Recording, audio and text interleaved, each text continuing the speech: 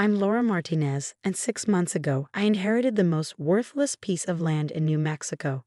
At least that's what my mother-in-law called it. My father's 500-acre ranch wasn't much to look at. Dry desert land, a modest house, and a barn that had seen better days. But Dad had insisted on keeping it in the family, refusing countless offers over the years. There's more to this land than meets the eye, Maija, he'd always say with a knowing smile. What no one knew was that he'd left me more than just the ranch. He'd left me his research, carefully documented over 30 years, hidden in a safe behind his favorite photograph. When I found it the day after his funeral, everything started making sense. My mother-in-law, Diana Blackwood, had been trying to get her hands on the ranch since I married her son Thomas 3 years ago. The Blackwoods owned most of the surrounding property, turning it into luxury developments and high-end resorts. My father's ranch was the last holdout, a stubborn patch of authentic Southwest in their carefully manicured empire. "It's an eyesore," Diana would say at family gatherings, swirling her expensive wine. "Really, Laura, you're doing the whole region a disservice by keeping it as is. We could make it into something special." Thomas, who'd grown up in the world of real estate development, couldn't understand my attachment to the land either. "Mom's right, honey. That ranch is just sitting there, not generating any income. Her offer is more than fair."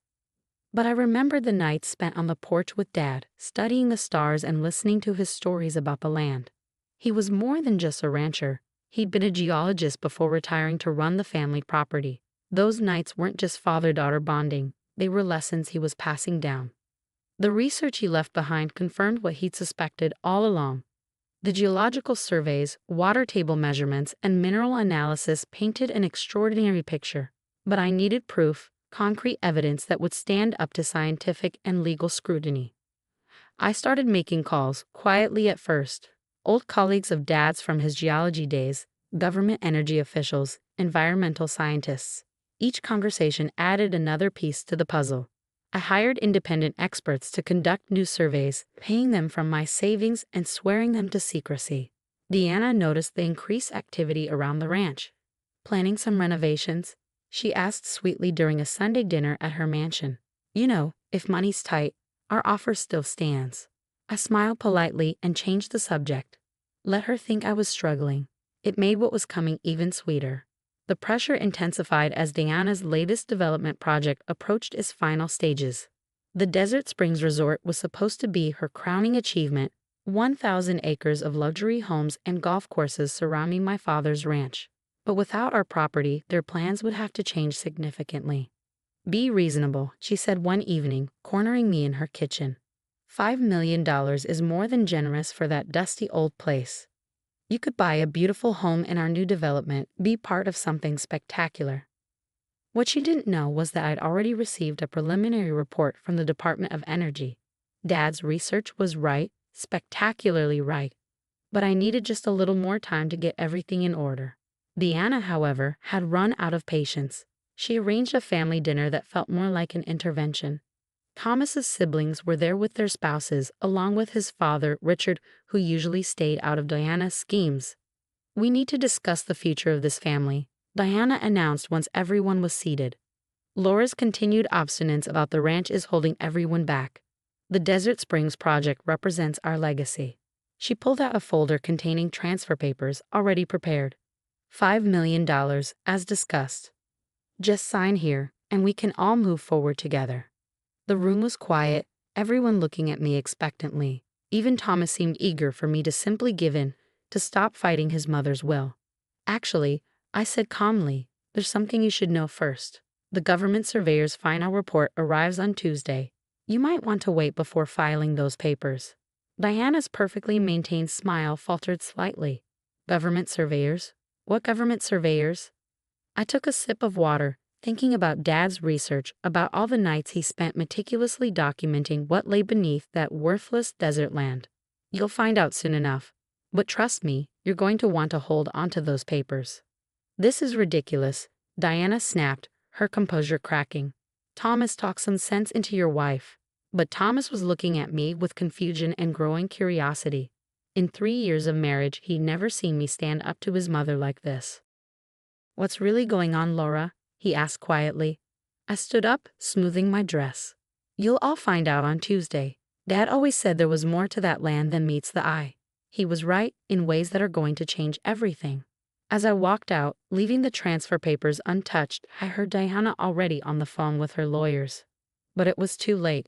By Tuesday, everyone would know exactly what my father had discovered beneath that desert soil, and the Blackwood family's plans would never be the same. Tuesday morning dawned hot and clear over the ranch. I sat on the porch where Dad and I used to stargaze, watching dust devils dance across the desert. By noon, everything would change. The first vehicle to arrive was the black SUV carrying Dr. Elena Rodriguez from the Department of Energy. Behind her came 3 more government vehicles and a van from the U.S. Geological Survey. I'd been working with them for months, verifying Dad's research. I wasn't surprised to see Diana's Mercedes kicking up dust on the access road shortly after. News travels fast in small towns, and the sudden appearance of federal vehicles at the ranch would have set off all her alarm bells. "What is the meaning of this?" she demanded, striding across the yard in her designer heels. Thomas was right behind her, along with their family lawyer. "Mrs. Blackwood," Dr. Rodriguez greeted her professionally. "You're just in time. We're about to conduct the final confirmation survey." "Survey of what?" Diana snapped. "This is a private property matter." "Actually," Dr. Rodriguez replied, consulting her tablet, "this property sits on what appears to be one of the largest lithium deposits ever discovered in North America." The silence that followed was absolute. Even the desert wind seemed to pause. "Lithium," Thomas whispered. As in the essential component for electric vehicle batteries, yes. I finished. Dad was a geologist, remember?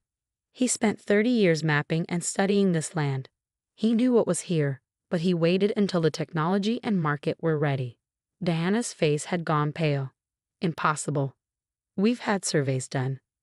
"Surface surveys," I corrected. Dad's research went deeper. The unique geological formation here created what he called a lithium trap. Deposits far richer than anything found before in the U.S. Dr. Rodriguez nodded. "Our preliminary estimates suggest the deposit could supply up to 30% of the nation's lithium needs for electric vehicle production. Given the current push for domestic supply chains, this is a game-changing discovery."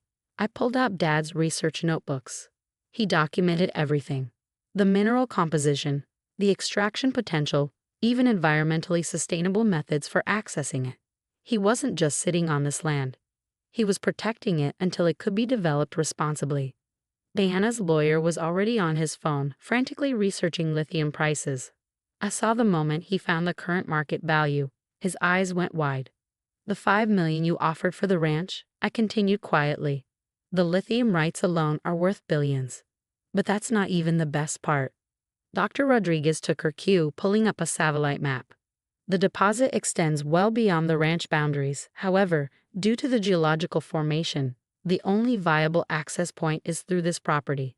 Any extraction would have to begin here." I watched understanding dawn on the Blackwoods' faces. Their luxury development plans, their Desert Springs resort, all of it would have to change. The ranch wasn't just valuable on its own. It was the key to accessing the entire region's mineral wealth. Diana recovered first, her business instincts kicking in. "We can work something out. A partnership. The Blackwood Group has the resources, the connections. I've already made other arrangements," I cut in. "A consortium of American manufacturers has agreed to fund the development with strict environmental protections in place. Part of the land will remain a working ranch, honoring Dad's legacy. The rest will become a model for sustainable mineral extraction." Thomas stepped forward, really looking at me for the first time since we'd married. "You knew about this, all those times Mom was pressuring you to sell." "I suspected," I said softly. "But I needed proof. Dad left me everything I needed. His research, his contacts, even introductions to the right government officials. He prepared me for this moment." The next few months were a whirlwind of activity. News of the lithium discovery made national headlines. Environmental impact studies were conducted, permits were filed, and construction began on the extraction facility. True to my word, I made sure it was done right, no cutting corners, no rushing for quick profits. Diana tried everything to get a piece of the project. She offered partnerships, threatened lawsuits, even attempted to challenge Dad's will. Nothing worked. The documentation was ironclad, and the federal government's interest in domestic lithium production meant they were backing me fully. The Blackwood Group's Desert Springs resort was redesigned, scaled back to work around the new reality of their neighbor being a strategic mineral resource. Diana had to content herself with marketing eco-luxury living near America's clean energy future. Thomas and I had long conversations about trust, respect, and seeing beyond surface appearances. He admitted that his mother's materialism had colored his view of value. Watching me manage the lithium project, balancing profit with responsibility, changed his perspective. "Your dad knew exactly what he was doing," he said one evening as we sat on the porch. "Not just with the lithium, but with you. He raised you to see the bigger picture." 1 year later, the ranch has transformed, but not in the way Deanna had envisioned. The historic ranch house stands proudly restored. The barn has become a research center where geologists and environmental scientists study sustainable mining practices. A portion of the profits funds scholarships for students studying clean energy technology. Last week, I found Diana walking the property line, staring at the facility taking shape in the distance. For once, her perfect composure showed cracks of genuine emotion. "He offered to sell me this land 15 years ago," she said quietly. "Your father." I dismissed it as worthless without even doing proper research, too focused on what I wanted to see rather than what was actually there. I thought about Dad's patient smile, about all the lessons he taught me about looking deeper, about waiting for the right moment. "It's not too late to learn from him," I replied. "The consortium could use someone with your development experience if you're willing to do things the right way."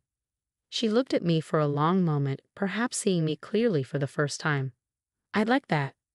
Now, as I watch the sunset paint the desert in shades of gold and purple, I think about how appearances can deceive. This worthless land turned out to be one of the most valuable properties in the Southwest. But its true worth isn't just in the lithium beneath the soil. It's in the lesson it teaches about patience, vision, and the wisdom to see beyond the surface.